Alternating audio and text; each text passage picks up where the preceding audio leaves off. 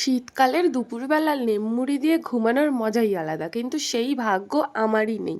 তো hey everyone, welcome to my mini blog. আশা করছি তোমরা সবাই খুব ভালো আছো, আর আমিও খুব ভালো আছি। আর সকালবেলা ঘুম থেকে উঠতে তো শীতকালে একদমই ইচ্ছা করে না, কিন্তু যেই শুনলাম যে সকালের টিফিনে ডিম পাউরুটি হচ্ছে, তাড়াতাড়ি ঘুম থেকে উঠেই ফ্রেশ হয়ে খেয়ে নিলাম। আর তারপরে বাইরে গিয়ে দেখলাম তৃষা তেঁতুল নিয়ে বসে আছে, ওর সাথে একটু গল্প করতে করতে তেঁতুল খেলাম। আর বাড়ি এসে স্নান করে খাওয়া দাওয়া করে না রেডি হয়ে বেরিয়েছিলাম, 3:30 থেকে আমার পড়া ছিল। কিন্তু এই শীতকালের দুপুরবেলা যেদিন আমার পড়া থাকে বা বিকেলে কোথাও বেরোনোর থাকে, সেই দিন করে আমার চোখে আরও বেশি বেশি করে ঘুম আসে। আর বাইরে বেরোলে কি সুন্দর একটা রোদ্দুর, একটু হালকা হাওয়া, চোখ পুরো জুড়ে যায়। কিন্তু কি আর করা যাবে, কাজও করতে হবে, সাথে পড়তেও যেতে হবে। তো যাই হোক, তারপরে বাড়ি এসেই দেখলাম আলুর পরোটা করছে, সবে খেতে বসতে যাব, কাকা ফোন করে বললো তাড়াতাড়ি বাইরে আয়। তো এই যে লাল গাড়িটা কাকা কিনেছে, সেই আনন্দে সবাইকে এখন মিষ্টি খাওয়াচ্ছে। তো টাটা।